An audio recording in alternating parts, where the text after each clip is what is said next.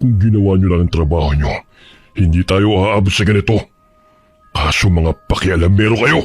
Paano hindi makikialam? Kayo ang pumapatay para gamitin ang mga dugo ng mga biktima nyo sa paghalo ng simento. Kahit ilang balding dugo pa yan, matitibag pa rin ang tulay dahil mas marami pa ang kinurakot nyo imbis na pambili ng mga materyales. At sino ka para pagsabihin ako ng ganyan? Maya-maya ikaw naman ang isusunod kong papatayin para malaman mo kung sinong kinalaban nyo. Mga demonyo kayo! Kayo ang dapat na mamatay! Hindi ang mga inosenteng bata at naninirahan dito sa isla! Ang titigas kasi ng mga ulo nyo. Kaya may kalalagyan ng sino mang humahadlang sa mga plano namin. Hoy! Layuan mo sila! Hindi nga ako nagkamali na may ginagawa kayong masama. Naging sunod-sunuran ako sa lahat ng utos mo. Pero ang pumatay hindi maaari ipagpawalang bahala. Kampung ka ng kadiliman. Kaya ang dapat sa'yo parusahan. Akala mo ba'y mapipigilan mo kami? Ito lang ang tanging paraan para makatikim kami ng sariwang dugo at laman ng tao. Hindi lang yon. Kumikita pa kami ng malaking halaga sa porsyento na ibinibigay sa amin ng mga kontraktor namin. Wala naman silang pakialam sa mga tao. Kahit mamatay o maghirap, basta magkapera lang sila. Kaya kung ako sa'yo, manahimik ka na lang at tapalan mo ng pera yung mga mata at bibig mo. Kung gusto mong hindi madamay sa mga pakialamero ito. Hindi ako magiging katulad nyo na walang awa. Hindi ko sisirain ang pagkatao at dignidad ko para lang sa pera na hindi ko pinaghirapan. Kaya pagbabayaran yung kasamaan yung to. Walang hiya ka! Ang braso ko! Hindi lang braso mong puputulin ko bilang kabayaran sa buhay ng mga taong pinatay nyo. Aray!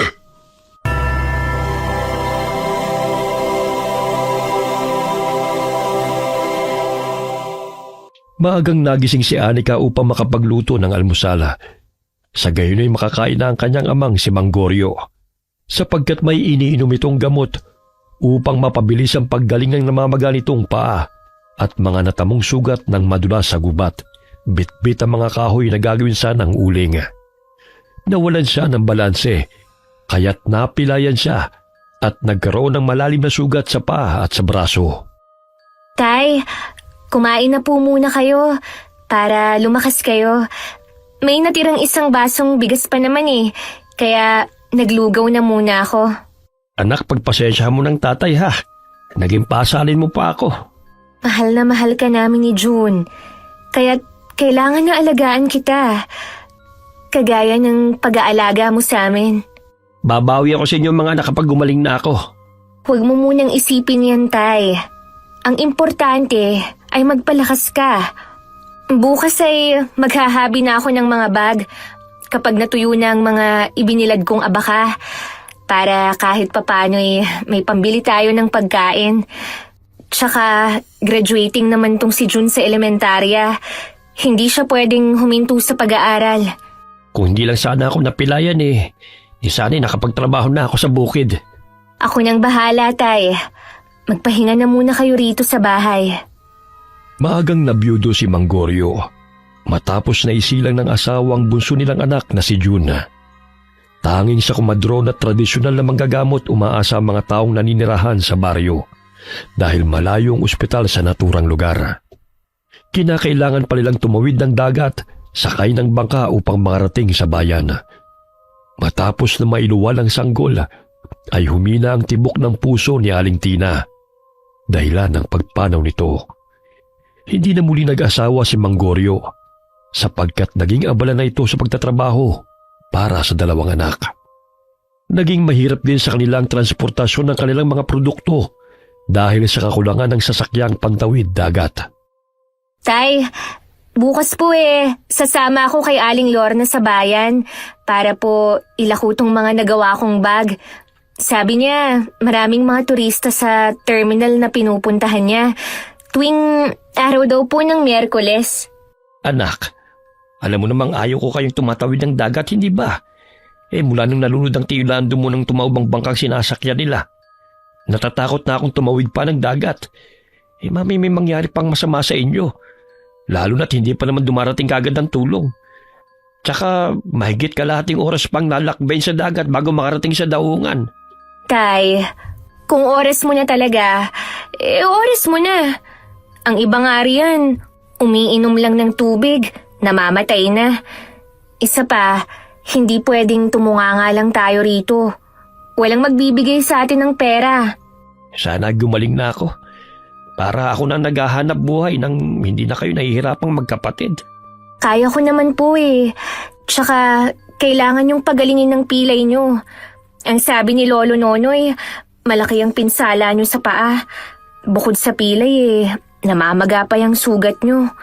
Buti na nga lang, nakahingi ako ng libreng antibiotic kay Kapitan para mainom nyo. Siya nga pala tay, kumikirot pa ba ang sugat nyo? Hindi na masyado, anak. Mamaya maglaga ka ulit ang dahon ng bayabas para mabilis na maghilom ang sugat ko dahil yun ang pinanguhugas ko eh. Sige po.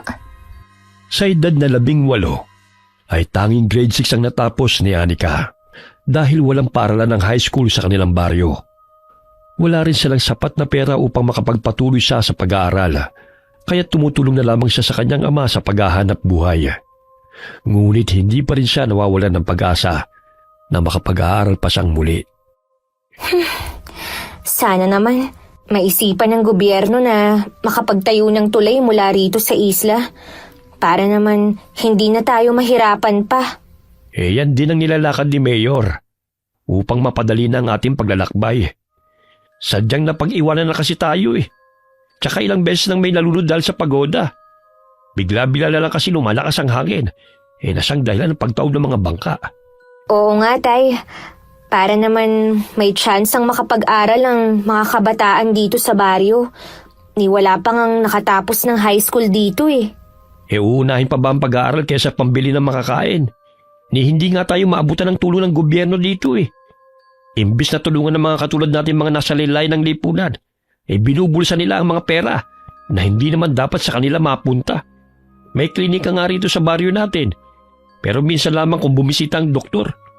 Kulang sa gamot at kasangkapan pang medisina. Nagsusumikap po ako na makapag-aral muli tay. Magtatrabaho muna ako sa ngayon dahil wala naman sa edad ang pag-aaral eh. Oh, nandiyan na si Lorna. Baka alis na kayo. Tay, inihanda ko na po ang mga kakailanganin nyo rito. Mamayang tanghali, uuwi rin naman si Jun eh. Anak, mag-iingat ka ha. Huwag na po kayong mag-alala, tay. Kaya ko po ang sarili ko. Tsaka, kasama ko naman si Aling Lorna. Tiwala lang, tay. Sana nga, maubos ang mga bag na gawa ko. Umalik siya sa noo ng ama bago lumabas ng bahay. Humugot ng malalim na buntong hininga si Mang Goryo habang tinatanaw ang papalis na anak. Ay, gustuhin ko mang makapagtapos kayo ng pag-aaral mga anak. Ngunit sadyang mapagbiro talaga ang tadhana. Ito pa nangyari sa akin. Hirap pa akong makatayo dahil nabali pa ang buto ko sa paa.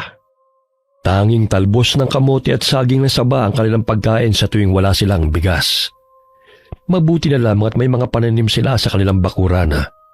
Kaya't kahit papano ay nakakarao sila sa araw-araw. Aling Lorna, aalis na ba tayo? Ay, oo, Ineng. Hinihintay ko lang si Benji. Paparating na rin yun. Sasama pala si Benji? Ang ingay-ingay pa naman nun. May sinasabi ka ba, Ineng? Ang sabi ko, hintayin na lang po natin siya. Siya kasi ang magiging bangkero natin ngayong araw. Mabuti nga napakiusapan ko eh. Naku, si Benji? Marunong ba siyang mamangka? Mamaya, tumaubang bangkang sasakyan natin eh. Marunong siya. Nung isang araw siya nga ang kasama namin eh. Kahit napag-gewang-gewang, ligtas naman kami nakarating dito. Hindi pa nga talaga siya marunong. Oh, wala na kayong nakalimutang dalhin? Pasensya na't nahuli ako dahil may inutos pa si inay sa akin eh. Wala na. Nandito na ang lahat eh, ikaw na lang ang kulang. Abay, humuhugot ka pa, Aling Lorna. Alam kong wala pa kayong asawa, pero hindi ikaw ang tipo kong babae. Si Anika siguro, pwede pa. Tigil-tigilan mo ako, Benji Tulungan mo na nga lang kami sa pagbubuhat ng mga walis at bag. Basta't ikaw, kahit hindi mo na iutos yan, tutulungan talaga kita. Magkababata sina Benji at Anika. Ngunit mas matanda ito ng 2 taon sa dalaga. Matagal na itong may gusto kay Anika, ngunit kaibigan lang ang turing niya sa binata. Ilang sandali na pasigaw ang dalaga nang magsimula na magsagwan si Benji sapagkat pagewang-gewang ang bangka. Ano ba yan, Benji? Marunong ka ba talagang mamangka? Magtiwala ka lang sa akin. Tsaka marunong naman akong lumangoy. Sakaling tumaob tong bangka, sasagipin kita. Umayos ka nga. Mamaya, tumaob nga to eh. Mag-focus ka nga sa ginagawa mo. Paano ko makakapag-focus? Nakakasilaw yung ganda mo. May kasama kayo, oh. Hindi niyo ba ako nakikita? Sa laki ko to, parang invisible na ako, ah. May pagganyan pa kayong bitawan ng linya. Totoo namang maganda tong si Anika eh. Ayaw lang niya maniwala. Maganda ka riyan. May maganda bang mata na lang ang namumuti? Samantalang ang balat ko'y sunog na oh. Sus! Kahit na nangingitim ka na, masisilahin ko pa rin ang ganda mo. Kasing liwanag ng bituin yang mata mo, Anika. Hoy! Ayusin mo nga ang pagsagwan. Mamaya mabangga pa tayo sa malalaking bato oh. Huwag kang mag-alala. Malaki naman ang salbabida natin eh. Salbabida? Nasaan? Hindi mo ba nakikita? Ayan oh, si Aling Lorna. Loko-loko ka talagang bata ka. 8:00 na ng umaga dumating sina Anika sa daungan. Itinabi ni Benji sa pangpangang bangka at nagsimula na silang maglakad upang ilako ang kanilang panindang bag na gawa sa abaka at mga walis tambo. Pumunta tayo sa palengke. Maraming tao ngayon doon dahil araw ng Miyerkules. Sigurado ako maraming mamimili at natitiyak kong magugustuhan nila ang mga paninda mo, Anika. Ang gaganda pa naman ng disenyo ng bag na yan. Siyempre naman. Magandang gumawa eh. Ikaw kanina ka pa ha? Tara na nga. Buhatin mo na yung mga dala natin. Sus, hindi na mabiro. Alam nga naman si Aling Lord ang sasabihin kong maganda. Halatang hindi naman. Hoy, ikaw, Benji! Nung kabataan ko, maganda rin ako, no? Kasing payat ako ni Anika. Maraming ang naglalaway sa alindog ko. Kung marami naglalaway, bakit di ka ba nakapag-asawa? Naging pihikan kasi ko. Wala akong natipuhan. Gusto ko kasi ng mayaman at gwapo. Pero wala naman talaga mayaman sa isla. Puro dukha. Di sana pumunta ka rito sa bayan para naman makabingwit ka ng mayaman na bulag. Bakit naman bulag pa? Para hindi makitang itsura ni Aling Lorna at hindi tumakbo. Hoy, grabe ka naman kay Aling Lorna. Mabait naman siya. Namumuro ka na talaga sa panlalait sa akin, ha? Mamaya hindi kita bayaran, sige ka. Nako, hindi pwede yan ha. Nagkandakuba na ako sa pagkarga sa mga walis at bag na binibenta nyo. Pues, tumahimik ka. May mga turistang lumapit sa kanila at bumili ng bag at walis. Napahanga si Anika dahil tila totoong manika ang kanyang kaharap. Maputi, matangos ang ilong at kulay asul ang mga balintataw. Grabe, ang ganda-ganda niya. Para siyang buhay na manika. Ay, oo nga. Nung kabataan ko, ganyan din ako ka-sexy eh. Huwag nga kayong managinip ng gising. Kung may kamukha man kayong manika noon, Aling Lorna, yun ay ang manika ng mangkukulam. Ni sa kalingkingan ng magandang babaeng yan walang-wala kayo. Siguro kalyo, pwede pa. Naku, paano ba yan, Aling Lorna? Ilalait ka na naman Huwag mo na siyang bayaran pa. Uy, hindi pwede Nagsasabi lang ako ng totoo. Tsaka alam ko may katangian yan si Aling Lorna na wala ang mga turistang yan. Kahit na malapad ang kanyang ilong, bagay naman sa bilugan niyang muka. Alam niyo bang ang mukhang yan ang natitipuhan ng mga foreigner? Hala, baka naman dito ka pa makatagpo ng forever mo, Aling Lorna. Ayun lumingon yung kanu rito. Baka nagustuhan ka niya. Talaga? Sandali at aayusin ko lang ang buhok ko. Ay, oo nga po, Aling Lorna. Papalapit siya rito. Nasa na siya? Ay, dumiretso. Hindi pala ikaw ang pakay niya, kundi ang babaeng yun. Ay, sayang. Pero baka meron ka pang makikilala. Ang daming turista rito, oh. Masaya silang nag-uusap at kinikilig pa si Aling Lorna sa pambobola ni Benji. Ilang sandali pa'y narinig nila ang usapan ng mga tindera na magpapatuyo ng tulay mula sa pantalan patungo sa isla na tinitirhan nila. Upang makasiguro sa narinig, ay nakisali si Aling Lorna sa usapan ng mga tindera. Mabuti naman kung magpapatayo ng tulay ang gobyerno patungo sa isla. Hindi na ako mahihirapan na magsagwan. Ang bigat-bigat pa naman ni Aling Lorna. Ay, salamat naman kung ganun. Hindi na tayo mahihirapan pa sa pagtatawid ng ating produkto. Tsaka makakapag-aral na ako sa high school. Magpapatayo pa lang. Ni isang semento nga, wala pa eh. Libre naman ng mga harap ah. Panira ka talaga palagi. Nahinto ang kanilang bangayan nang may bumili sa kanila. 2 bag na lamang natira sa 8 bag na dala niya. Labis ang saya ni Anika dahil marami-rami ang kanyang kinita sa araw na yun. Hanggang sa mapansin ng isang turista ang kakaibang kwintas na suot ni Benji. Pasensya na po sir. Hindi ko po ito pinagbibili. Bigay pa kasi ito ni Lolo Nonoy sa akin eh. Ay, oo nga no. Ngayon ko lang napansin.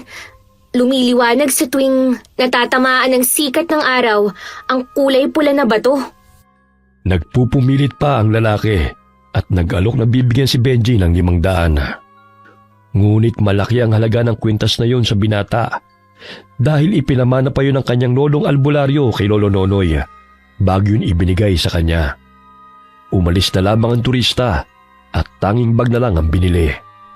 Gustong-gusto talaga niya ang kwintas mo. Saan kaya nakakakuha ng ganyang mga bato?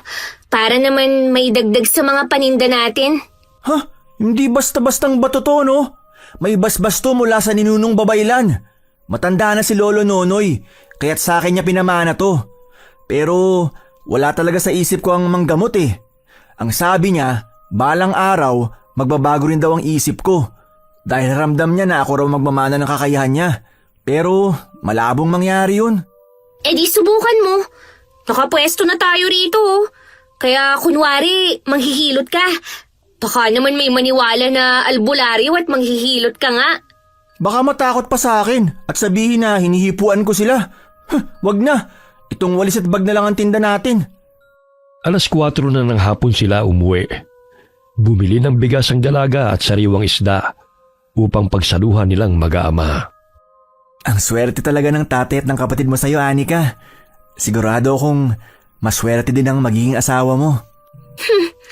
Wala pa sa isipan ko ang pag-aasawa.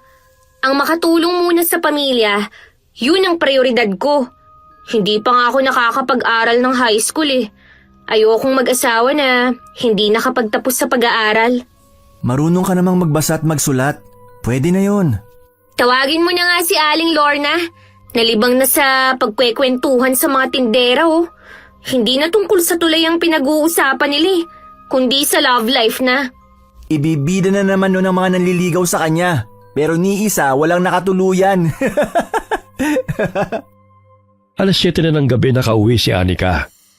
Sapagkat mula sa daungan ng bangka ay mahigit 40 minuto pa ang kanyang lalakarin patungo sa kanilang bahay. Hinatid siya ni Benji at nadatnan niyang kumakain ng talbos ng kamote ang ama't kapatid. Tay, may dala po akong bigas. Sandali at magsasaing lang ako. May dala rin akong bangus na pwede nating ipang-ulam. Ay mabuti naman kasama mo tong si Benji. Nag-alala na ako dahil ginabi na kayo sa pag-uwi. Si Aling Lorna kasi nawili sa pakikipagkwentuhan sa mga tindera. Pero tay, naubos po yung bag na gawa ko dahil maraming turista sa bayan. Tsaka, alam niyo po ba, narinig namin sa mga tindera na sa susunod na buwan na raw mag-uumpisang pagpapagawa ng tulay. Naku, pag nagkataon mapapadali na po ang pag-aangkat natin ng produkto sa bayan. Ay sana nga matuloy yan. Mang Goryo, aalis na po ako. Magandang gabi po. Benji, salamat sa paghatid mo kay Anika ha. Ay, walang anuman po. Sa susunod na araw naman, Anika, kita-kits tayo. Ay, Akala ko dito ka na maghahapunan. Hintayin mo na lang na maluto itong sinaing tsaka pritong bangus. Ay, hindi na. Sumasakit na ang tiyan ko sa dami ng kinain ko kanina eh. Parang magbabawas na nga ako eh. Ha? O sige na nga, umuwi ka na. Kaya palang baho ng dampi ng hangin kanina eh. Uuwi na nga ako. Ang sakit na ng tiyan ko eh. Hindi ko na talaga mapigilan. Natatawa pa si Anika habang tinatanaw palayo si Benji. Malapit lang naman ang bahay nito sa kanila, kaya't patakbo itong umuwi. Ang binata ang pinakamalapit niyang kaibigan, sapagkat ito ang madalas niyang tagapagtanggol sa tuwing inaaway siya ng mga kaklase nila noon. Ngunit tanging kapatid lamang ang turing niya sa binata, kahit na alam niyang matagal na itong may gusto sa kanya. Anak, magpahinga ka na. Alam kong pagod ka eh. Inihahanda ko lang po itong mga abakang gagawin kong bag bukas, Tay. Hindi pa naman ako inaantok eh. Huwag mo masyadong bugbugin ang katawan mo sa trabaho. Mamaya magkasakit ka pa eh. Ayos lang naman po ako, Tay.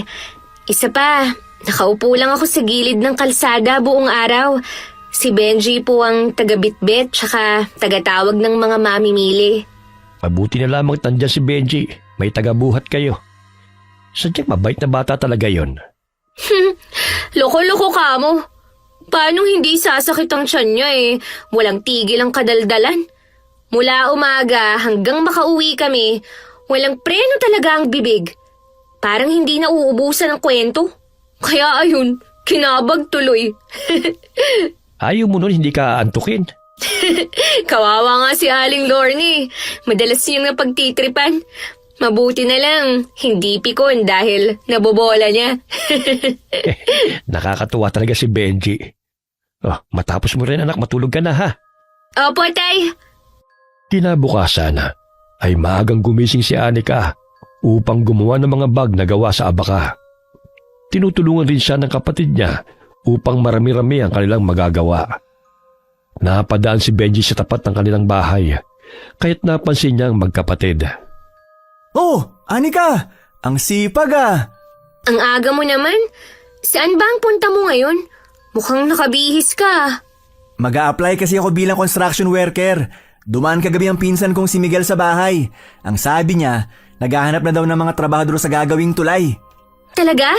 Baka pwede ako ron. Lalaki ang kailangan, hindi babae. Gumawa ka na lang ng bag dyan. Kaya ko namang magtrabaho ng gawaing panlalaki ah. Mas malakas pa nga ako sa'yong magbuhat ng mabibigat eh. Lalaki nga ang hinahanap. Ang kulit mo rin eh.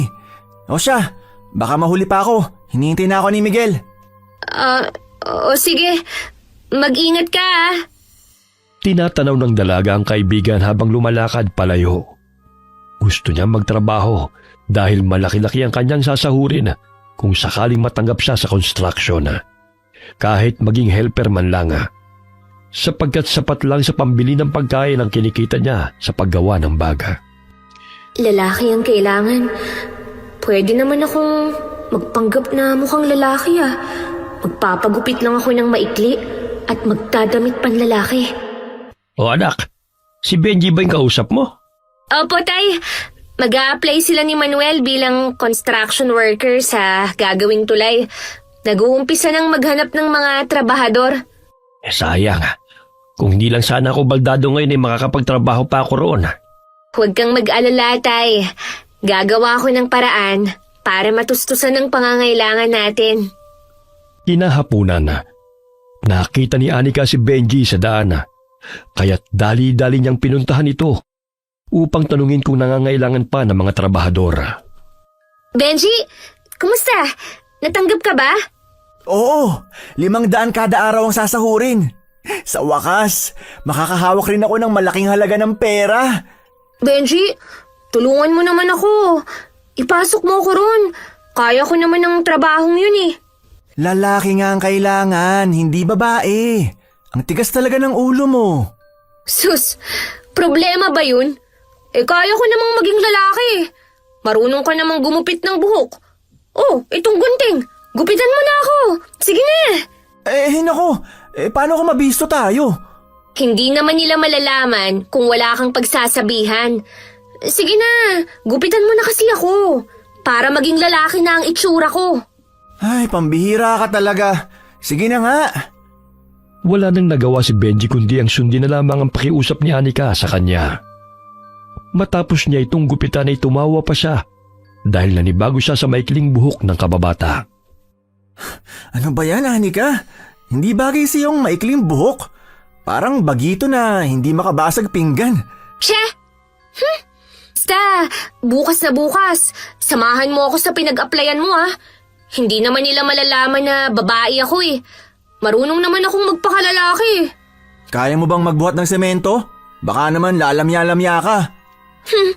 Gusto mo buhatin pa kita riyan eh. Di hamak na mas malaki ang katawan ko kaysa sayo, no? Wala yan sa laki ng katawan, kundi sa lakas. Baka imbis na magtrabaho ka ikaw pa tong bubuhatin dahil nahimatay ka na. Lah, sanay ako sa trabaho, no? Baka nakakalimutan mong tumutulong ako sa pangunguling kay tatay. Kaya ko kayang buhatin ng isang sako. Oo na, naniniwala na ako. Bukas sasamahan na kita. Kailangan ko talaga ang trabahong to eh. Para naman maipagamot ko si tatay sa bayan. May pupuntahan ka pa ba? Wala na. Kinuha ko lang tong mga pinatuyo kong abaka sa burol kanina. Uuwi na rin naman ako eh. Basta, bukas, maaga pa tayong aalis dito ah. Oo na, tol.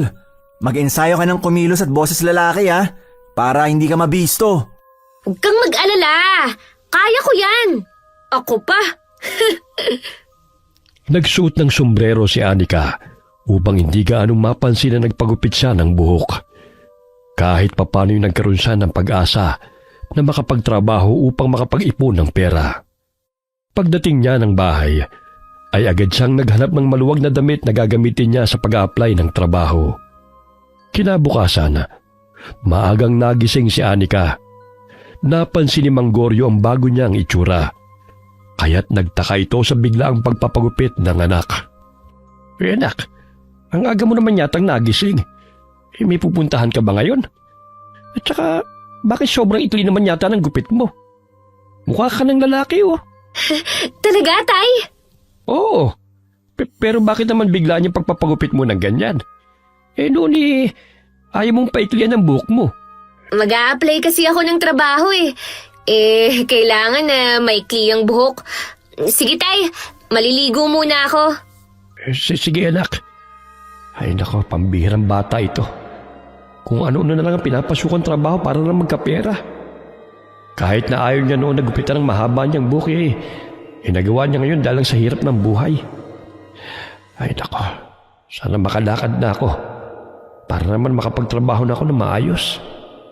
Kahit papano yung natuto si Manggoryo sa paghahabi ng sombrero na gawa sa abaka na nilalako ni Anika sa bayan. Ngunit naging matumal ang bentahan sa tuwing walang turista. Kaya't gano'n na lamang ang kagustuhan ng dalaga na makapagtrabaho sa pagpapagawa ng tulay sa isla. Tay, hihiramin ko muna ang lumang pantalon mo ah. Ibabalik ko na lang mamaya pagka uwi ko. Ano ba yung itsura mo, anak? Maging ang pananamit mo nagbago na. Ano ba nangyayari sa yung bata ka? Huwag kang mag-alala, tay. Babae pa rin ako. Ito lang talagang naisipan kong paraan sa ngayon upang kumita ng malaking pera. Sige tay, aalis na po ako ah. Dadaanan ko pa si Benji sa bahay nila Anak, mag-iingat ka ha. Kayo talagang dalawa kung ano-ano na ang pinagagagawa nyo. Napapailing na lamang si Manggoryo sa inakalang nagbago na ang pananaw ng anak sa kanyang kasarian. Kaya't naging pusong lalaki na ito dahil sa madalas na pagsama kay Benji. Ngunit hindi naman niya masisisi ang anak sapagkat ito nang naghahanap buhay para maiahon ang kanilang pamilya sa kahirapan. Huy Benji, gising na! 7:00 na oh. Akala ko ba maaga tayong aalis? Mamaya maunahan pa ako ng iba Inaantok pa ako Bumangon ka na! Nangako ka sa akin na sasamahan mo ko ngayon. Anika? Ikaw na ba yan? Grabe, parang tomboy na tomboy Ano? Bagay ba sa akin ang forma ko, ha? Hiniram ko ang pantalon na to ni tatay. kapag natanggap ako sa trabaho, samahan mo akong mag-ukay-ukay para naman may maisuot akong damit. Oo na, magbibihis lang ako. Ang sarap pa sanang matulog eh. Hindi ka na ba maliligo? Magmumug ka naman, uy! Naaamoy ko pa ang panis mong laway eh. Oo na nga. Atat ka naman masyado eh. Naputol tuloy yung magandang panaginip ko. Mamaya mo na lang ituloy yan. Ang importante sa ngayon, makapasok ako sa trabaho. Pikit matang nagbuhos ng tubig si Benji sa katawan. Wala pang 5 minuto ay agad na siyang natapos sa paliligo at magbibihis. Oh, tayo na. May mga muta ka pa Tanggalin mo nga yan. Nakakadiri eh. Minamadali mo ako tapos magrereklamo ka? Baliw ka rin talaga eh, no? Teka. Dapat hindi Anika ang gagamitin mong pangalan. Dapat syempre panlalaki. Nick na lang. Para hindi ako malito kung sakaling tawagin ako. Pwede. Talagang handang-handa ka na. Siyempre naman. Hindi na dapat pinalalampas ang magandang oportunidad. Lalo na't kinakapos na talaga kami.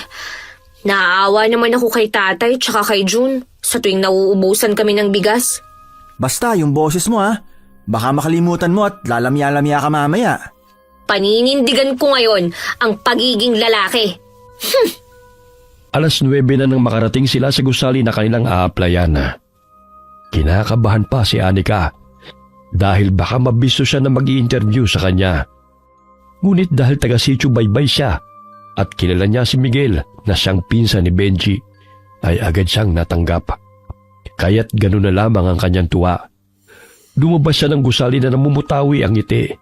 Binatukan pa niya si Benji na nooy nakaupo sa silang kahoy sa labas ng gusali habang naghihikaba. Tanggap ako, tol! Sinabi ko, kilala niyo akong magpinsan. Ay, aray ko naman. Iba ka rin talaga pag natutuwa, no? Nananakit. Ay, sorry. Sobrang saya ko lang eh. Ilang linggo na lang, mag-uumpisa na tayo. Kinakailangan kong ihanda ang aking sarili para sa nalalapit na trabaho. Sa gayon makapag-ipon ako ng pera para sa kinabukasan namin. Oo na. Ilang beses ko na yung narinig. Oh, saan na tayo pupunta ngayon? Ay, samahan mo nga pala ako sa ukay-ukay. Para naman may maisusuot akong pantalon tsaka t-shirt. Wasak-wasak na tong pantalon ni tatay Kung nakakapagsalita lang to, siguro sasabihin nito, pagpahingayin niyo na ako. Habang namimili na bangga ni Anika ang isang lalaki, matipuno ang katawan at may mapupungay na mga mata. Nagkatitigan sila, kaya't hindi maiwasan ng dalaga na mapahanga sa maamong mukha nito. Ay, pasensya ka na, Totoy Hindi ko sinasadya. Totoy? Oo nga pala. Pasensya na rin ho kayo. Hindi ko rin ho kasi kayo napansin eh. Tumango ang lalaki at muling bumalik sa pamimili ng mga pantalon. Siniko pa siya ni Benji dahil napagkamalan pa siyang bagito. Akalain mo yun? Tinawag kang Totoy? Oh, napapaniwala mo na mga tao na lalaki ka talaga. Tumahimik ka nga riyan. Mamaya may makarinig pa sa atin eh. Kumakati talaga ang bibig mo kung hindi magsasalita. Hindi ka ba tapos sa pamimili ng pantalon? Mahigit 1 oras ka nang naghahanap pa. Sandali na lang to. Kahit 3 piraso okay na. Ang laki kasi ng mga nakukuha ko eh. Dapat kasi, sa pambata ka pumili ng maisusuot mo. 4'11" ba naman ang height mo? Dito ka pa sa pangmatanda. Tsaka ang payat mo pa. 3 pantalon pero mahigit 1 oras na, wala ka pang nahahanap. Heto na nga may nakita na. Puro ka reklamo dyan. Hindi mo naman ako tinutulungan. Pang 5 pwesto na tong pinuntahan natin. Nakakapagod maghanap. Matapos na makabili, umuwi na rin silang dalawa. Ngunit hindi naalis sa isipan ni Anika ang binata na kanyang nakabangga. Napapangiti pa siya dahilan na mapansin siya ni Benji. Uy, kanina ko pa napapansin parang nagniningning yung mga mata mo Siguro malakas ang tama ng lalaki na kabangga mo kanina, no? Anong pinagsasasabi mo? Hindi kaya. Masaya lang ako dahil natanggap na ako sa trabaho. Malaking tulong kaya sa amin yun. Sus, sa tinagal-tagal natin magkakilala, alam ko ang bawat kilos mo, no? Kahit masaya ka, hindi ganyan kung kumislap yung mga mata mo. Kung ano-anong mga pinagsasasabi mo. Ayan na yung bangka oh. Sumakay na nga tayo. Pagdating nila ng Pangpang ay nakasalubong nila si Aling Lorna. Naabala sa pagkipagkwentuhan sa ilang mga kababaihan. Benji, dun tayo dumaan. Baka mapansin ako ni Aling Lorna sa ganitong ayos eh. Mamaya, magtanong pa yun kung bakit nag-ayos akong panlalaki. Rinig pa rito ang kwentuhan nila, oh. Ang lakas-lakas talaga ng boses niya. May mga nawawalang bata raw sa bayan. Narinig ko yun sa radyo na pinapakinggan ni tatay. Ay nako, alam mo naman ng mga kabataan ngayon. Pinagsasabihan lang ng mga magulang ay naglalayas kagad. Karamihan, sumasali sa grupo para magnakaw. Katulad nung isang linggo, pinuntahan ako ng mga bata para hingian ng pera.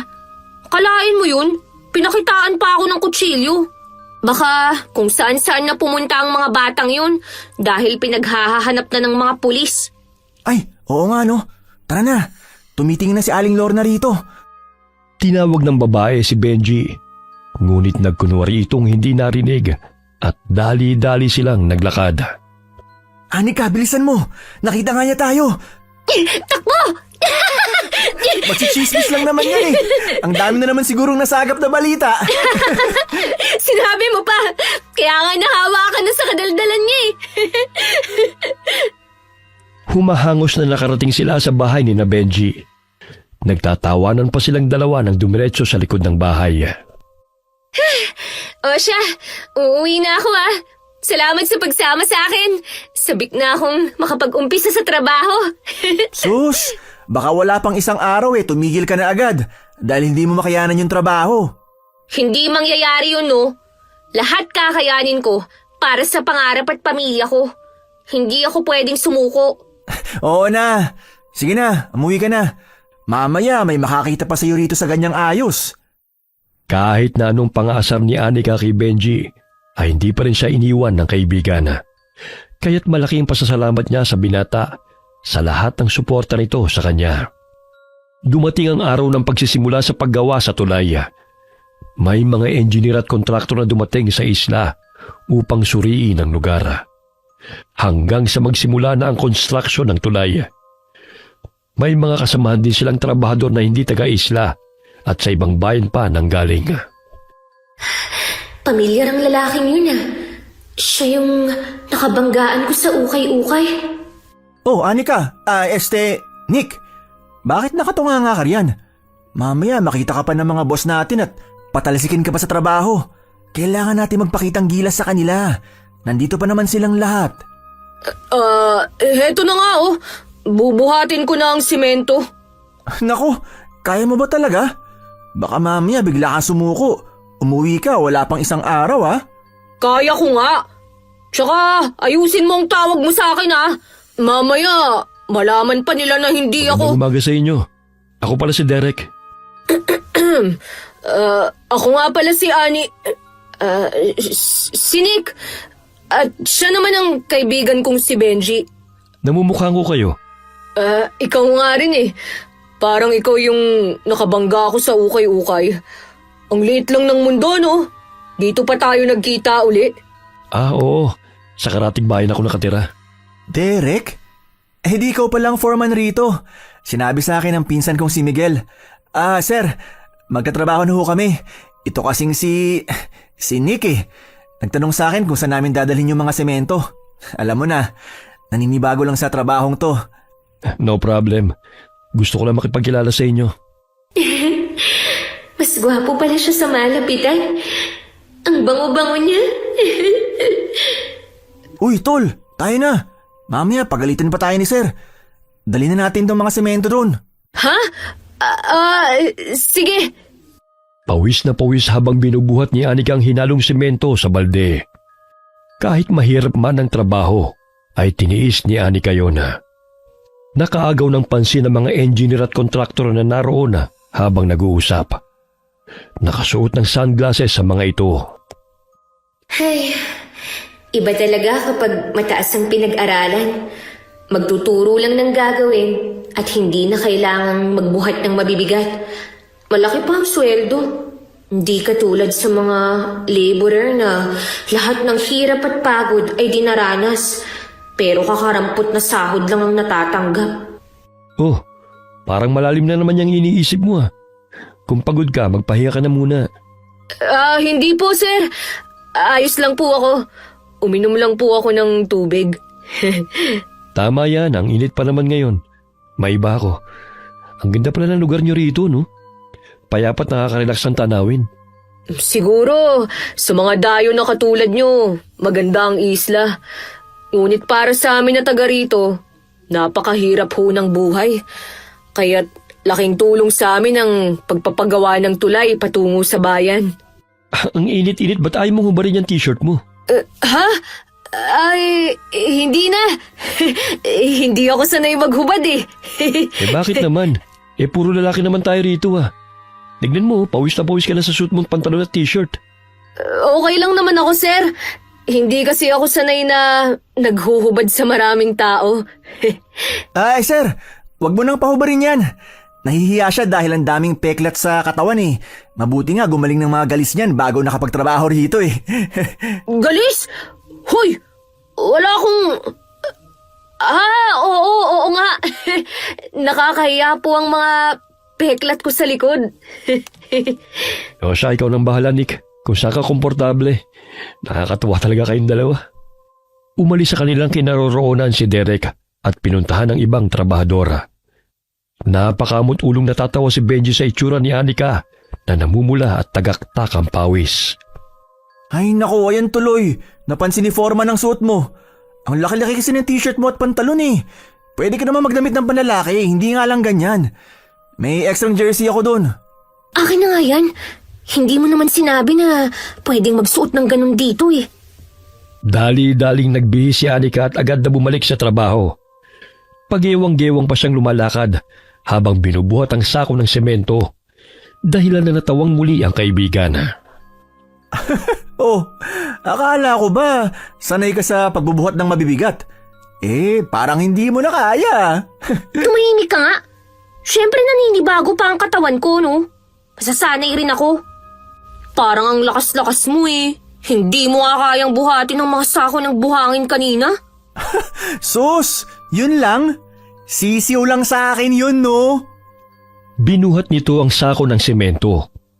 Ngunit nandilat ang mga mata ng binata nang dagdagan pa ng isang sako ni Anika ang nasa kanyang likuran. Ha? Aray! Pambihira ka naman, oh. Ang bigat na nga.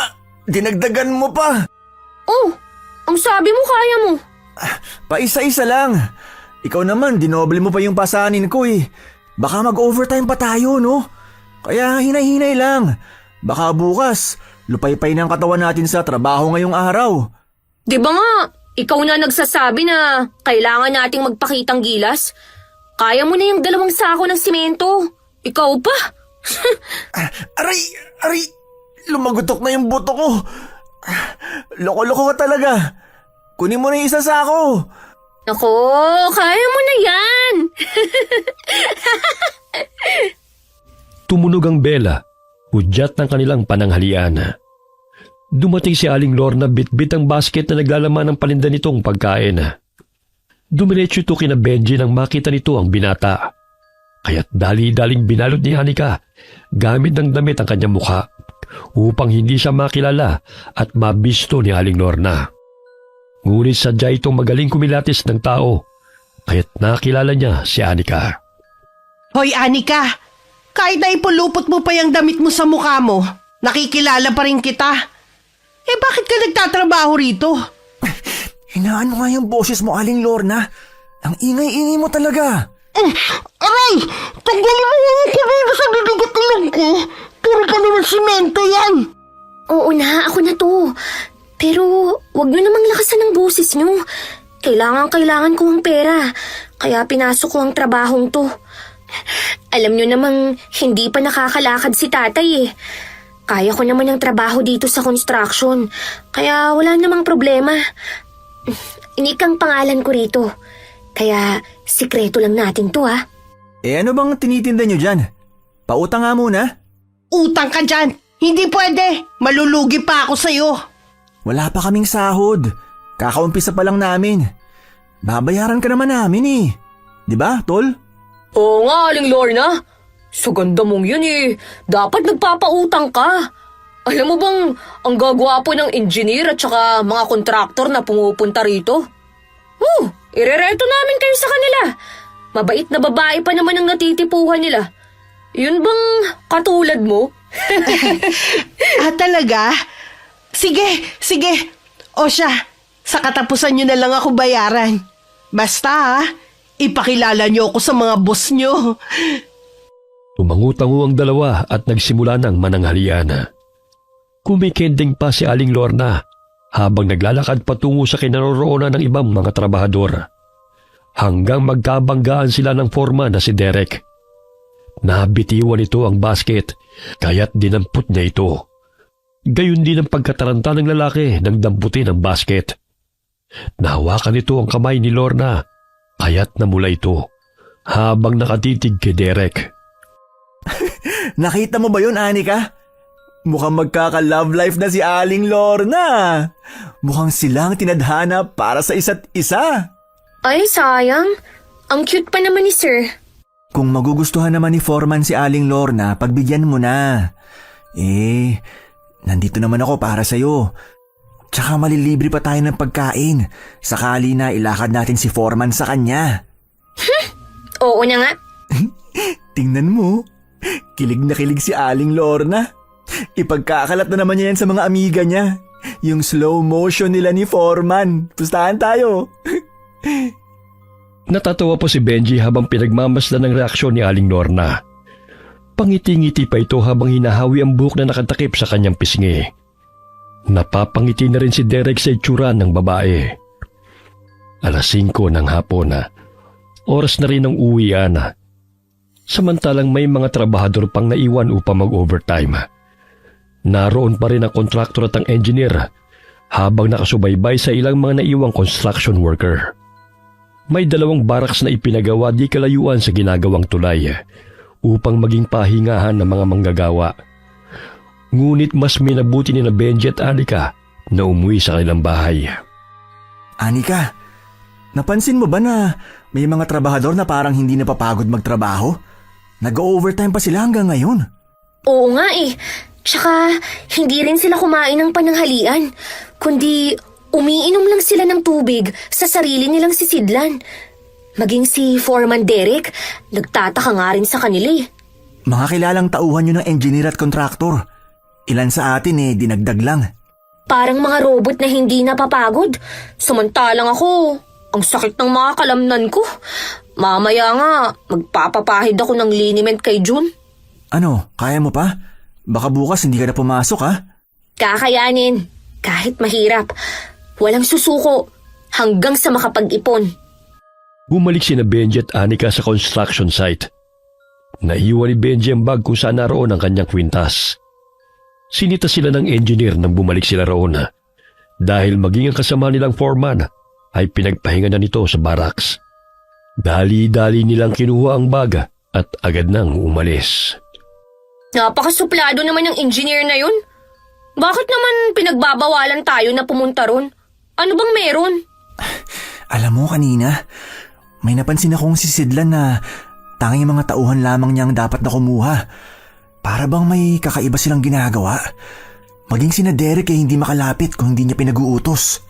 Yung engineer Rene na yun, napaka-straight to, no?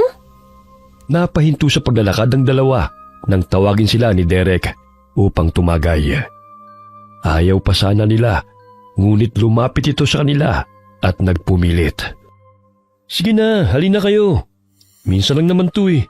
Tsaka pampalakas lang ng katawan at pantanggal ng pagod. Si Benji na lang. Hindi talaga ako umiinom eh. Kailan ka pa matututo? Sige na nga. Basta, konti lang ah. Mamaya pagalitan pa ako ni tatay. Ayaw pa naman nun na tumatagay ako. Baka masanay ako at maging lasinggero. Masaya silang nagiinuman hanggang sa may napansin si Benji ng mga sakong binubuhat mula sa bangka. Batid niyang hindi na mga semento yon, kaya't nagtanong siya kay Derek. Sir, bakit hindi pa sila nagpapahinga? Kanina ko pa napapansin na parang walang kapaguran ng grupong yun, oh. Tsaka hindi rin nakikipagkwentuhan sa atin. Hayaan mo na sila. Gawin na lang natin ang trabaho natin. Maging ako'y pinagbabawalan na makisali sa kanila eh. Sandali lang at naiihi ako. Oh, saan ka pupunta? Diyan ka na lang sa puno oh. Bakit lalayo ka pa? Ha? Basta doon na lang ako banda. Baka pumanghi pa rito eh. Sus, ayaw mo lang makita kung malaki o maliit yung kargada mo eh. Hayaan mo na siya, sir. Talagang may sariling mundo yung kaibigan ko. Hindi pa kasi nakaranas na magkaroon ng nobya yan eh. Kaya sobrang mahiyain. Pang-aagaw ni Benji sa atensyon ni Derek. Kaya't nagkaroon ng pagkakataon si Anika na makatakbo palayo sa barracks upang makaihi. Ay naku, ang hirap palang panindigan ng pagiging lalaki. Hindi man madali pero dapat kayanin ko. Sandali, ano tong malapot na nakapako sa lupa? Parang ang lansa. Dugo kaya to? Matapos niyang makaihi ay nanatili siya sa damuhan. Napansin niya ang mga taong may buhat ng sako at balde na bumubuo sa pundasyon ng tulay. Naninaw niya na hindi yun pangkaraniwang tubig dahil kulay pula. 2 baso pa lang ang nainom ko. Hindi pa naman ako lasing. Parang may kakaibang ang ginagawang engineer na yun at ang mga tauhan niya. Bakit kaya ayaw niyang sumali kami sa trabaho nila? Tsaka mula pa kaninang umaga, hindi pa napapagod ang mga tao niya sa pagtatrabaho. Anong klaseng tao sila na walang kapaguran? Anika, Nick. Kanina ka pa dyan ah. Sinong pinagmamasdan mo dyan? Ha? Wala. Umuwi na tayo. Gusto ko na talagang magpahinga eh. Magpaalam na lang tayo kay Sir Derek. Bukas na lang natin ipagpatuloy ang pagtagay. O sige, inaantok na nga rin ako eh. Habang tumatagal ay parami na ng parami ang nawawalang kabataan sa isla. Maging sa mga karatig bayan ay naging haka-haka ang pagpapagawa ng tulay ang siyang dahilan. Ngunit pilabulaanan yun ng mga kontraktor at engineer. Dahil ayon sa kanila, walang katotohanan ng ibinabat ng kwento ng mga tao. At ang mga sumasalungat sa proyekto ang isang nagpapakalat ng maling impormasyon tungkol sa kanila. Sa mahigit 1 buwan natin nagtatrabaho bilang laborer, wala naman tayong napapansin na pinapatay ng mga bata. Siguro kurakot meron pa. Baka meron nga silang ginagawa na hindi lang natin nalalaman. Alam mo, Benji, may mga napapansin akong bahid ng dugo. Pero sinabi lang ng isang tauhan ni engineer dahil daw yun sa sugat niya nung maapakan niya yung pako. Pero imposible naman na ganun karami ang dugo na lumabas sa kanyang sugat. Gawin na lang natin ang trabaho natin kung ayaw nating mapaalis. Hindi ko na nga nakikita si Mitoy eh. Ilang araw na. Pero kahapon hinanap siya ng asawa niya. Hindi rin alam kung saan pumunta. Naku, baka naman ng babae. Pero kahit ganun yun umuwi pa rin yun sa kanila. Mag-iisang linggo na siyang hindi nagpapakita eh. Nung araw ng sahod, kasama pa natin siya. Oo nga. Pero yun ang huling araw na nakita ko siya. Habang nagbubuhat ng mga buhangin, ay napansin ni Benji ang punit-punit na damit sa gilid ng dalampasigan. Naalala niya na yun ang suot na damit ni Mitoy nang huli niya itong makita. Pasimple niya yung kinuha at napansin niya ang bahid ng dugo dito. Ngunit natigilan siya nang sitahin siya ng tauhan ni engineer at pinabalik kung saan siya nakatokang magtrabaho. Masama ang kutob ko.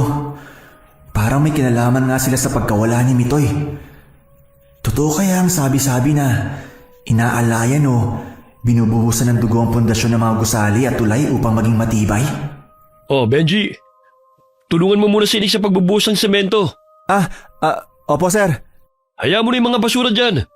Mamaya na natin linisin. Pakalat-kalat po kasi.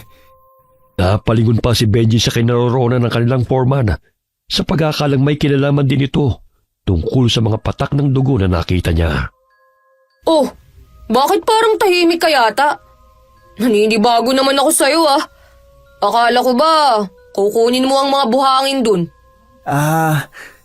Tulungan ko na raw muna kayo para madaling matapos ang pagbubuhos.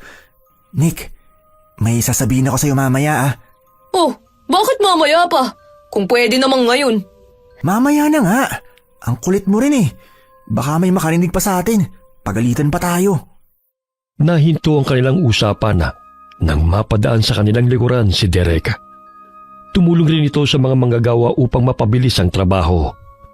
Naninibago sina Benji dahil iilan lamang sa mga tauhan ni engineer ang naroon. Ngunit nagbabantay lamang sa mga manggagawa.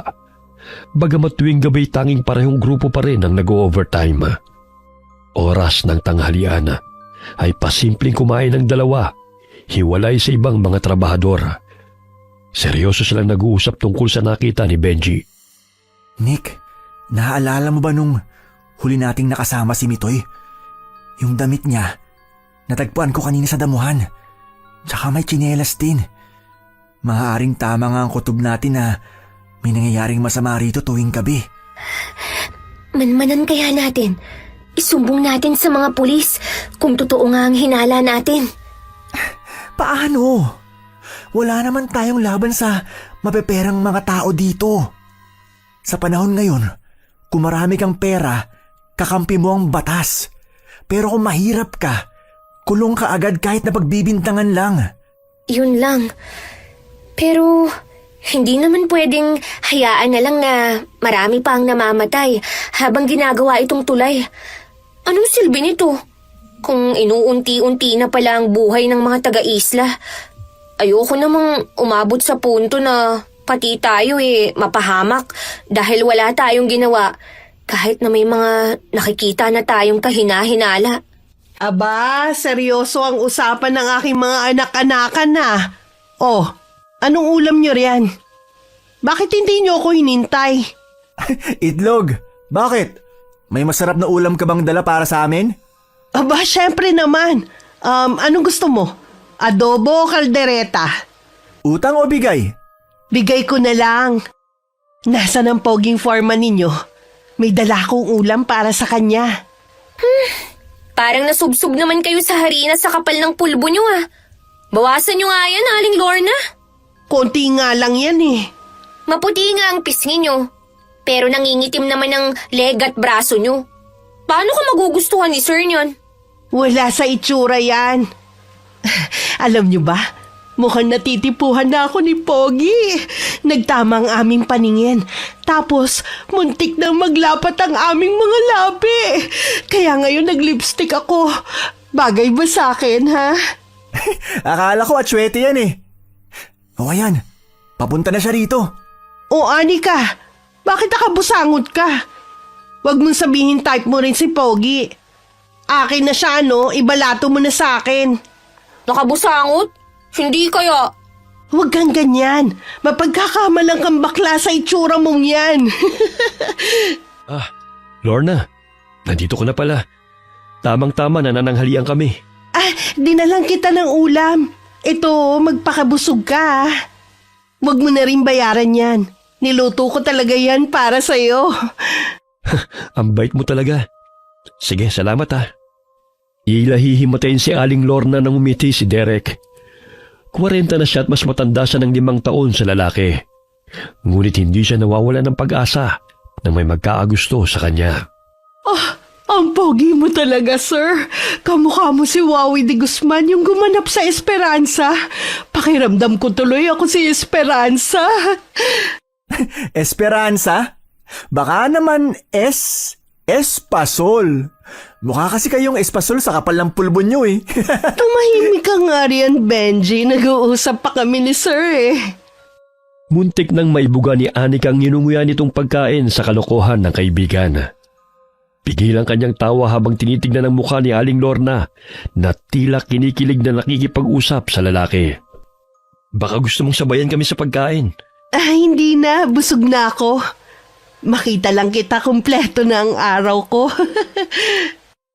Ilang sandali pa'y umalis na si Derek bitbit ang ibinigay nitong ulam.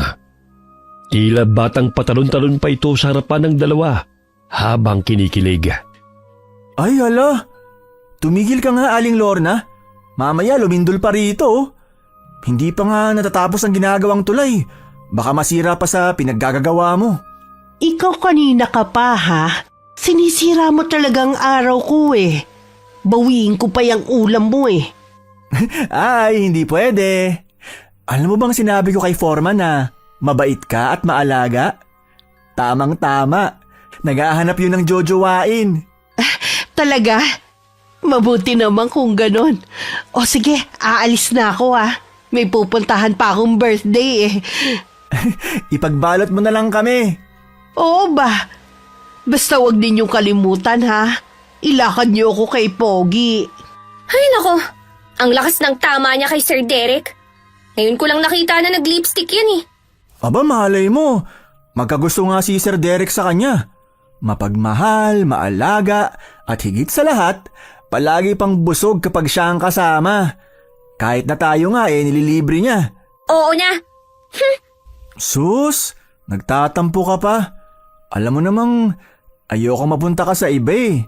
Che, tumahimik ka nga. Hindi na malaya ng dalawa na pinagmamasdan sila ni Derek. Napapangiti pa ito dahil kung hindi sila parehong lalaki ay mapagkakamalan nitong magkarelasyon silang dalawa. Kinagabihan ay nagmanman sina Anika at Benji. Bagamat mahigpit na pinagbili ng kanilang engineer, nang mga tauhan lamang nito ang siyang magtatrabaho tuwing gabi at walang sino man ang maaaring makalapit sa kanila upang walang madisgrasya. Anika, sa palagay mo ba, alam ni Sir Derek na may masamang nangyayari dito?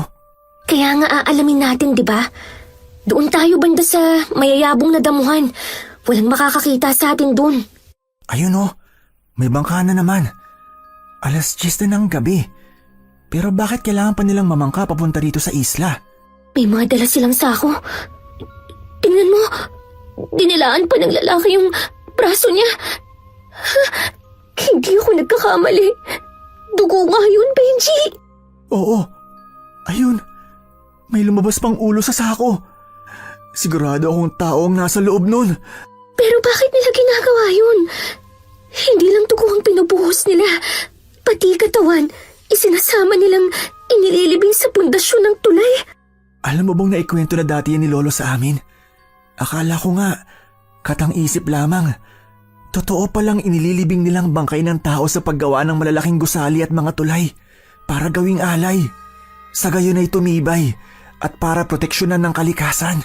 Pero kung substandard naman ang paggawa, kahit na ilang dugo pa yan at katawan ng tao ang ilibing, masisira pa rin naman. Tingnan mo, sinipsip ni engineer na yung dugo mula sa putol na kamay. Hindi kaya mga aswang sila? Benji, ang bato sa kwintas mo, parang lumiliwanag. Takpan mo, baka makita nila tayo rito. Umalis na muna tayo. Mag-isip tayo ng paraan para matigil ang kahibangan ng mga walang hiyang mga taong yan. Mga asal hayop o aswang man sila, wala silang karapatan na pumatay. Lalo na sa mga naninirahan dito sa isla. Paano natin mapapaniwala ang mga taga-isla na mga aswang sila? Baka gamitin lang nila ang pera nila para baliktarin tayo. Hihingi tayo ng tulong kina Kapitan. Dahan-dahang naglakad ang dalawa nang biglang may humarang sa kanilang harapan. Muntik nang mapasigaw si Anika nang biglang takpan ni Benji ang kanyang bibig. Oh, bakit nandito ba kayo? Anong oras na? Nainitan kasi kami, sir. Kaya naisipan naming maligo sa dagat. Alam nyo na, malinsangan ang panahon kaya masarap magpalamig. Tapatin niyo nga ako. Sino bang bakla sa inyong dalawa? Bakla? Naku, wala ho ah. Lalaking lalaki ho kami, sir. Nahalata ko na kasi kayo eh. Ang lambing niyo minsan. Minsan naman parang aso't pusa nag-aaway. Ganyan lang talaga kaming magkaibigan. Di ba, Tol? Ay, sige sir, alis na po kami. Nawala na po ako ng ganang maligo sa dagat. Bigla na lang akong gininaw. Ang lamig ng ihip ng hangin. Tayo na, Nick. Nanginginig na ako sa lamig. Sandali, may gusto ba kayong sabihing dalawa? Po? Wala po. Kanina ko pa nadidinig ang bulungan nyo eh. At may nadidinig akong boses ng babae. Namamaos kasi ako, sir. Kaya siguro nag-iiba ang boses ko. Halika, doon tayo mag-usap. Baka may makarinig at makakita sa atin dito. Kinakabahan sina Benji at Anika na sumunod kay Derek sa pag-aakalang nahuli sila nito. Tanging sila lamang ang naroon at malayo sa mga pamamahay. Nagkubli sila sa likod ng puno at muling nag-usap. May napapansin din ba kayo rito? Ilang beses na rin ako nagmamanman eh. Kakaibang kinikilos ng mga tauhan ni Engineer. Ano ho bang napapansin nyo, sir? Unang beses ko makatrabaho si Engineer Rene. Pero parang may tinatago siyang kaduda-duda eh. Maraming bawal pagsapit ng gabi. At tanging sila lamang ang dapat na magtrabaho. Nakita ko siya kagabi na may iniinom. Hindi alak o tubig eh, kundi sariwang dugo. Ganon din yung mga tauhan niya. Ibig sabihin, hindi ka nila kakampi? Kagaya niyo, tauhan niya lang din ako. Tagasunod ng mga utos niya. Ipaparating! Magtago tayo! Mahigpit na hinawakan ni Benji ang nakuha nitong bakal kung sakali na sugurin sila nito. Nandilat ang kanilang mga mata nang maninag na tila ba'y mukhang mababangis na mga aso ang wangis ng mga tauhan ni Engineer. Namumula ang mga mata na handang pumatay. Naamoy ko may nagtatago rito. Halughugin niyo ang paligid. Utos ni Victor na kanang kamay ni Engineer. Hindi sila makapaniwala na aswang ang mga kasamahan nilang nagtatrabaho sa construction site. Biglang napasigaw si Anika nang may humablot sa kanya. Bakit nandito pa kayo? Hindi ba sinabi kong pumasok na kayo sa barracks? Nagpapahangin lang kami. Masama ba, Engineer? Nagpapahangin o nagmamanman? Ilang beses kong sinabi na ayokong sinusuway ang patakaran ko. Akala niyo ba hindi ko alam na kanina pa kayo nakatingin sa amin? Maliligo sana kami sa dagat. Wala kaming alam sa pinagsasabi nyo. Umahimik ka, sinungaling! Inutusan ng aswang na Engineer ang mga tauhan nito na dalhin sa ilalim ng ginagawang tulay ang dalawa, habang si Derek ay pinaiwan niya. Hoy! Taong kuyukot ang muka! Bitawan mo kami! Anong gagawin niyo sa amin, ha? Ilalagay sa mixer kasama ng semento. Gusto niyong matulad kay Mito at sa dalawa pang trabahador ng pakialamero, ha? Pwes, magiging haligi kayo ng tulay na ito. Mga walang iya kayo! Pakawalan niyo kami! Naubos na ba ang pera na para sa materyales? Kaya pati tao magiging sangkap nyo sa paggawa ng tulay? Kayo pala pumatay kay Mitoy! Hindi na kayo naawa sa isang dosenang anak nun? Isusumbong ko kayo sa mga boss na kontraktor kapag nakatakas kami rito! Unggong, wala silang pakialam sa mga dukhang kagaya nyo. Dahil ang importante sa kanila ay limpak-limpak na salapi. Kahit ilang tao pang mamatay, hindi yun makakaapekto sa kanila. Sapagkat ang pagpapayaman ng siyang pangunahing prioridad nila.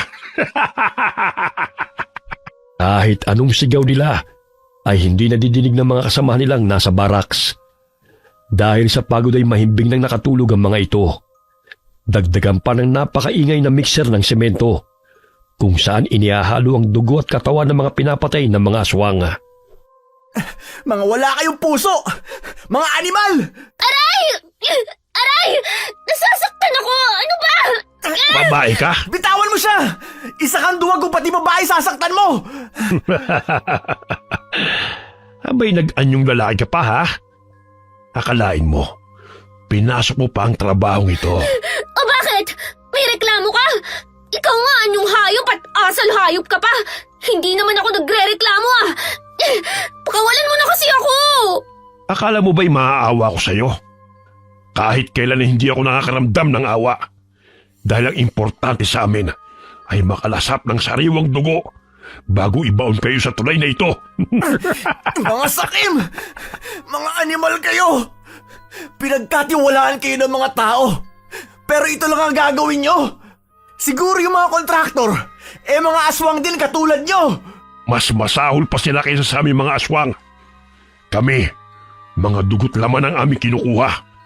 Sila, mga pinaghihirapan yung mga tao na kahit na isang sentimo ay gusto nilang angkinin dahil wala silang pakialam kahit gumapang man kayo sa hirap. Mga ganit din mga politiko na akala nyo'y nagmamalasakit sa inyo. Ngunit ang totoo sila rin ang nagpapahirap sa inyo. Ginawa itong tulay na ito upang may makuha silang porsyento. Siyempre, nakikinabang din kami. Nagkaroon ng pagkakataon si Benji na madampot ang bakal na kanyang nabitiwan. Kaya't hinambalos niya yun sa aswang na humahawak sa kanya. Sinipa rin niya ang aswang na nasa kanyang harapan, kaya't pumasok yun sa mixer ng semento. Anika, halika na! Tumakas na tayo rito! Saan kayo pupunta? Tatakas kayo't hayaan niyo mamatay itong si Derek? Hoy, engineer! Hindi ka lang mukhang pera! Demonyo ka pa! Bitawan mo si Sir Derek! Dahil ikaw ang nababagay na isemento! Tumakas na kayo, Benji! Hayaan niyo na ako rito! Benji, tingnan mo! Ang bato sa kwintas mo! Parang lumiliwanag na naman! Tila ba'y kusang gumagalaw-galaw ang katawan ni Benji upang sugurin ang mga kalaban. Animoy sumasayaw siya habang nakikipaglaban sa mga aswang. Yun ay dahil sa tulong ng batong mutya ng rambutan. Anong nangyayari sa kanya? Parang nawawala na sa kanyang sarili. Sige, Benji! Sugurin mo sila! Para makita nila ang hinahanap nila! Anong tinutungangan niyo riyan? Patayin niyo ang loko-lokong lalaking yan. Mapupurnada pa ang mga plano natin dahil sa mga pakialamerong to. Kumuha ng 2x2 si Anika at hinambalos yun si engineer na aswang. Kaya't nabitiwan ito si Derek na nooy may saksak sa tagiliran ng manlaban ito. Ha? Babae ka, Nick? Mamaya ko na po ipaliliwanag sa inyo, sir. Focus muna sa mga kalaban! Akala niyo ba'y makakatakas kayo rito, ha? Pwes nagkakamali kayo. Dahil sisimutin ko ang dugo niyo bago kayo ilibing. Ikaw nga ang dapat na ilibing at paikutin hanggang sa magsawa ka! Aray! Aray! Bitiwan mo pa ako, animal ka! Ang payat mo pero ang lakas mo! Tutulungan ko kayo. Hindi pwede makatakas sa mga walang hiyang aswang na yan. Perwisyo sila sa mga tao. Humingi ng tulong si Anika sa mga manggagawa na naroon sa barracks. Ganun na lamang ang pagkagulat ng mga ito nang makitang duguan na si Derek. Kailangan ko makatakas dito. Mga walang hiya! Tatakas ka pa talaga, ha? Bumalik ka rito! Dahil susunod kitang ipasok sa mixer ng semento, katulad ng mga tauhan mo! Nakita ng mga manggagawa na dumaan ng engineer na aswang sa barracks, kaya't sinundan nila ito upang tugisin. May mga kasamahan pa siya tumatakas! Kailangan sila mahuli bago pa sila makapanakit sa mga taga-isla! Nag-aalala ako kay na Tatay at June. Baka saktan sila ng mga aswang na yun. Sige na, hayaan niyo na ako rito. Kaya ko ng sarili ko. Malit na sugat lang naman itong natamo ko eh. Nandito naman po si Mang Ben. Hahabulin lang po namin ang mga nakatakas sa mga aswang. Tumango bilang tugon si Derek at kumaripas ng takbo sina Anika at Benji. Sa tulong ng mutya na tanga ng binata, ay itinuturo nito kung saan ang direksyon ng kalabang aswang. Kanya-kanyang kuha ng maaaring gawing sandata ang mga manggagawa upang tugisin ang aswang. Napadaan sila sa bahay ni Aling Lorna. Bumagsak pa ang bubong nito dahil tumalon doon ang isang aswang. Mabuti na lamang sa bandang sala yun, kaya't hindi siya nasaktan. Ay, ano ba yan? Ano nangyayari? Katapusan na ba ng mundo? Aling Lorna, pakiusap! Puntahan niyo si Sir Derek! May sugat po siya! Hinahabol namin ngayon ng mga aswang! Aswang? Sinaktan nila si Pogi! Sige, pupuntahan ko siya kaagad! Bakit may mga aswang? Saan naman nanggaling ang mga yun? Mamaya ko na ipaliliwanag! Basta puntahan niyo na siya! Natatarantang tinungo nito ang barracks habang tinatanaw ang mga manggagawang humahabol sa mga sinasabing aswang. Parang itinutulak ang mga paa ko banda doon. Ito na siguro ang sinasabi ni Lolo Nonoy na bisa ng mutya ng bato ng rambutan na binigay niya sa akin. Mga kasama, ayun ang engineer na aswang! Benji, mag-ingat ka! Ang lakas talaga ng loob mong kalabanin ako, payatot ka. Saan ba nanggagaling ang katapangan mo? Ayoko lang naman na magpatuloy kayo sa kahangalan nyo. Habang kayo nagpapakasaya sa dugot laman ng mga tao, marami nagdudusang pamilya. Talagang wala kayong pakialam sa mga nararamdaman ng iba. Basta't maisagawa lang ninyo ang kagustuhan nyo. Sisiguruhin kong lahat kayo mananagot sa pangingialam niyong to. Papatayin ko kayo Kagaya ng ginawa ko sa mga kasamahan ninyo. Kayo ang dapat na managot dahil labag sa karapatan pantaong ginawa nyo. Nayayamot na tinatanaw ni Anika ang kalaban, kaya't dumampot siya ng bato at inihagis yun sa nagsasalitang aswang. Sinong bumoto sa akin?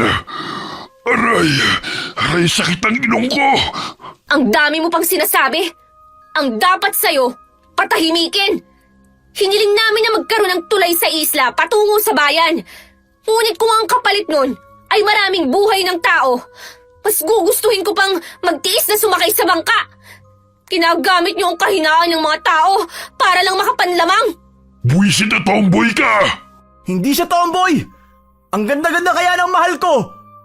Sinugod ng aswang si Benji, ngunit matulin siyang nakailag. Dahilan na napasubsob ito sa damuhan. Nagkaroon ng pagkakataon si Anika na hampasin ng tubo ang ulo nito.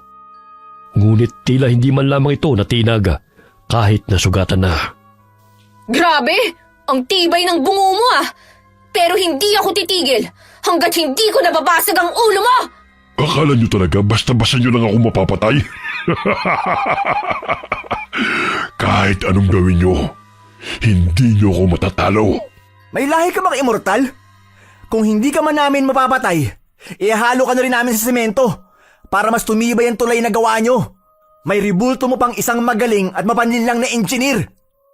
Muli itong tumayo at hinila ang paa ni Anika, dahilan na mabuwal ito sa kanyang kinatatayuan. Patuloy na inahambalos ng dalaga ang ulo nito, ngunit tila ba'y hindi ito nakakaramdam ng sakit. Bitawan mo siya! Tigas-tigas ng bungo mo ah! Eto gusto nyo! Leg ko! Hindi ka mamamatay sa paghahampas. Sigurado ako na mamamatay ka kung puputulin ko yung ulo mo. May nakuhang palakol si Benji mula sa labas ng bahay na kanilang nadaanan. Kaya't paulit-ulit niyang tinaga ang leg ng engineer na aswang hanggang sa maputol niya ito. Gumulong-gulong pa sa lupa ang ulo nito na nooy kumukurap-kurap pa ang mga mata. Benji, tingnan mo oh! Hindi pa siya namamatay! Lumalakad pa ang katawan niya! Anong klaseng aswang kaya sila? Natatakot ako na baka balikan nila tayo! Hindi natin hayaan na makatakas ang mga aswang na yan. Ngayong alam na ng mga taon tukol sa kanila, malalabanan na natin sila dahil marami na tayo. Benji! Papalapit ang katawan niya rito! Wala kang kapaguran na aswang ka ha? Wala ka na nga ulo, mananakit ka pa! Gamit ang palakol ay tinabas ni Benji ang mga binti nito hanggang sa lumuhod ito sa lupa. Muli niyang inundayan ng saksak ang katawan ng aswang hanggang sa tuluyan na itong nangisaya at tumigil na sa paggalaw. Ay! Napaka-energetic nilang uri ng mga aswang! Ay naku! Paano na tayo nito? Wala na tayong trabaho bukas. Lalo na't alam na ni Sir Derek na babae ako. Huwag mo na munang isipin yan. Kailangan pa nating hanapin ang mga aswang na tauhan nitong engineer na to. Ayun si Namang Filimon! May nahuli sila! Tara, puntahan natin! Aray! Tama na yung tanda! Parang mabubutos ang tiyan ko sa ginagawa mo! Galit na galit si Mang Filimon dahil ilang linggo na rin nawawala ang kanyang apo. Hanggang ngayon hindi pa natatagpuan. Sigurado akong isa siya sa biktima ng mga aswang. Kaya hindi na sila kailangan pang kaawaan dahil sa dami ng buhay na pinatay nila. Aray! Tulong mga kasama! Mukhang mahinang isang aswang na yan. Hindi kagaya ng engineer na makunat. Baka kulang pa ang dugong na inom niya, kaya mahina siya. Sandali. Parang tinuturo ng mutya na pumunta tayo ron. Ang dilim-dilim na ron, Benji! Ako na pupunta doon. Dito ka lang. Sasamahan na kita. Baka mapano ka pa eh. Dahan-dahang lumakad doon sina Anika at Benji. Nadidinig nila na may humahangos na nagkukubli sa talahibana. Hinawi ni Benji mga dahon na tumambad sa kanyang paningin ang aswang na napalukip-kip sa mga talahiba. Pakiusap maawa kayo. May pamilya rin ako naghihintay sa akin. Nagmamakaawa ako. Hindi ako masamang katulad nila. Benji, siya si Marlo. Yung tumutulong sa atin na tauhan ni Engineer. Pakiusap, tulungan niyo ako. Hindi ko kayang pumatay. Hindi ko sukat akalain na abot sa ganitong trabaho namin. Hindi pa ako nakakain o nakainom ng dugo ng tao. Pinsan ko si Victor na kanang kamay ni Engineer. Huli ko na nalaman na pumapatay sila. Gusto kong tumakas. Pero sinabi sa akin ni Victor na kung tatakas o magsusumbong ako, ay papatay nila ako ng pamilya ko. Kaya ginawa nila akong aswang. Pakiusap, tulungan niyo akong matanggal ang ipinula nila sa katawan ko. Ayoko maging demonyo katulad nila. Nagsasabi ka ba ng totoo? Baka naman niloloko mo lang kami para hindi ka namin patayin. Nagsasabi ako ng totoo. Maniwala kayo sa akin. Hindi siya nagsisinungaling. Ayon na rin sa binubulong ng mutyang gabay. Kailangan niya ng tulong natin. Doon tayo dumaan para hindi tayo makita ng mga tao. Kailangan na magamot siya ni Lolo Nonoy bago mahuli ang lahat. Nasugatan sa paa ang aswang na kanilang tinulungan dahil naapakan nito ang nakausling pako nang biglang may humarang sa kanilang daraanan. Saan kayo pupunta? Abay kumampingan na sa mga taong yan, Marlo. Samantalang mas giginhawa ang buhay ng pamilya mo kung sinunod mo lang mga sinasabi ko sa'yo. Ayoko maging masama katulad nyo. Umalis ka na rito. Hayaan mo ng mga batang ito, Victor. Katulad natin, nagtatrabaho sila upang mabuhay. Hindi makatarungan ng pagpatay nyo sa mga inosenteng tao. Kahit anong gawin mo, isa ka ng aswang at hindi na magbabago yon. Papatayin ka rin ng mga tao kapag nalaman nilang isa kang kalaban. Hoy! Ikaw na kupal ka! Unang araw pala ng trabaho, kumukulo na talaga ang dugo ko sa'yo eh. Nararamdaman ko na talagang wala kang gagawing tama. O bakit? Anong gagawin mo sa akin? Papatayin lang naman kita, katulad ng engineer na makunat. Hindi pa kayo nakukontento sa pangungurakot. Pumatay pa kayo. Inilabas ng aswang ang mahaba nitong dila upang sugurin si Benji. Ngunit binato siya ng tubo ni Anika. Dahilan na tamaan ito sa pisngi. Nadagdagan ang galit nito. Kaya imbis ng binatang sugurin, ay si Anika ang tutusukin nito ng mahaba at matulis nitong dila. Ngunit humarang sa harapan ng dalagang aswang na kanilang tinulungan. Kaya't sa tiyan nito tumusok ang matalim na dila ng kalabang aswang. Umalis na kayo, Benji. Ako nang bahala kay Victor. Hindi ka namin pababayaan, Marlo. Labahe ka! Pati pinsan mo! Gusto mong patayin, Victor! Kayo may kasalanan ng lahat kung bakit umabot sa ganito. Papatayin ko pati pamilya nyo. At hindi ako titigil hanggat hindi ko kayo nauubos sa islang ito. Yun ay kung papayagan ka namin na makaalis pa rito sa isla. Inulungan ng mabait na aswang ang magkaibigan upang kalabanin ang aswang na si Victor. Hinawakan nito ang dila ng kalabang aswang upang hindi na makatakas. Benji! Hatawin mo na siya ng palakol habang hinihila ni Marlo ang dila niya! Eto na nga oh. Makunat rin to. Katulad ng engineer. Tuloy mo lang! Hanggang sa maputol ang katawan niya! Tumigil ka, payatot!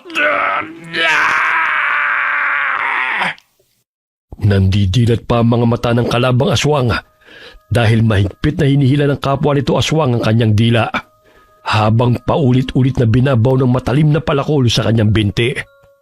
Kahit naputol na ang kanyang paa, ay maangas pa rin itong nakakalakad sa pamamagitan ng tuhod nito. Pambihirang aswang sila! Hindi basta-bastang namamatay! Nakakalakad ka pa. Tingnan ko lang kung kaya mo pang gagawin ko sa'yo. Pinutol ni Benji ang kanyang braso, ngunit nagagawa pa rin itong gumalaw.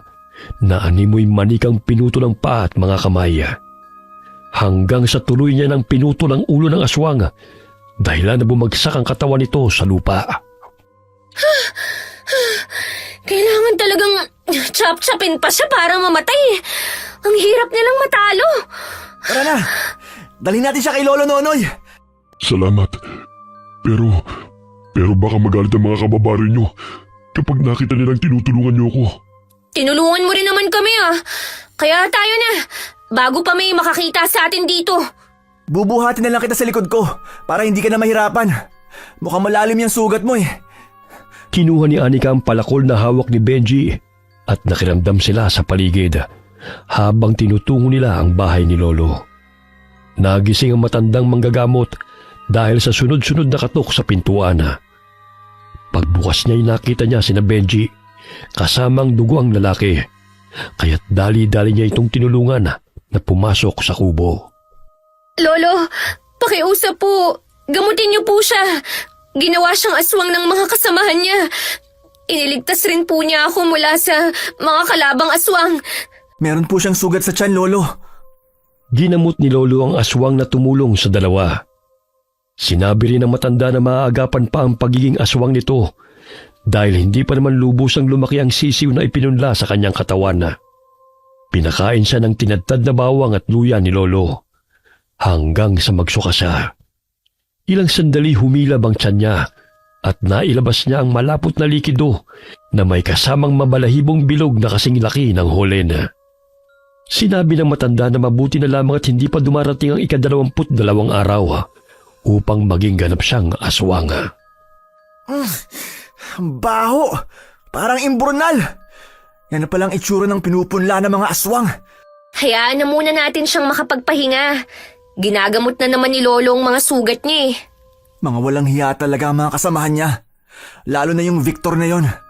Pati pinsan niya, hindi pinalampas sa kawalang hiyaan niya. Ay, si Sir Derek, kailangan din niyang magamot. Nasugatan din siya eh. Nando naman si Aling Lorne.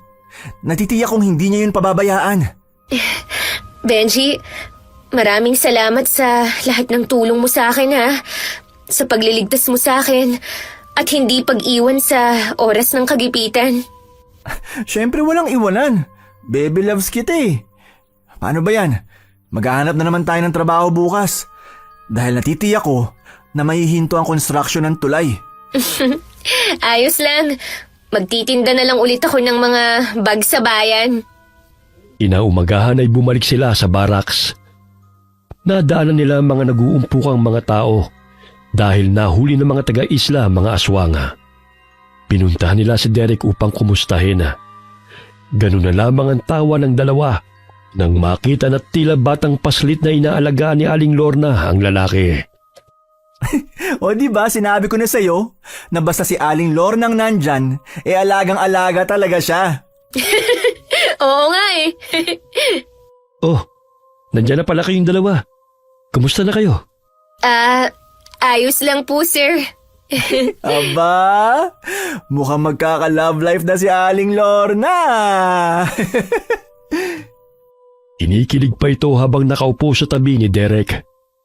Sinabi ni Anika sa foreman na nagawa niyang magpanggap bilang lalaki dahil sa kagustuhan na makapagtrabaho dahil sa hirap ng buhay. Isang buwan na nahinto ang pagpapagawa ng tulay dahil sa nangyari. Hindi naglaon ay bumalik ang pagpapagawa ng tulay at mabait ang pumalit na engineer. Hindi na muli nagtrabaho si Anika bilang construction worker, kundi kumuha siya ng pwesto sa bayan upang doon ilagay ang mga nagawa niyang iba't ibang produkto na gawa sa abaka na tinangkilik naman ng mga tao. Hanggang sa makapagpatuloy siya ng pag-aaral at tuluyan ang gumaling si Manggorio na kanyang ama. Mas naging malapit sila ni Benji hanggang sa sinagot niya ang binata bilang kasintahan. Samantalang sila Lorna at Derek naman ay nagkamabutihan. Bagamat hindi man pinagpala sa pisikal na kagandahan ng babae, ay may mabuti naman itong kalooban na siyang nagustuhan ni Derek sa kanya. Nagpatuloy ang pagpapagawa ng tulay at naging payapa ang isla. Wala nang napapabalita na may nawawalang mga bata at mga tao. Nakagagawan ng mga kontraktor at engineer na mga aswang. Wakas.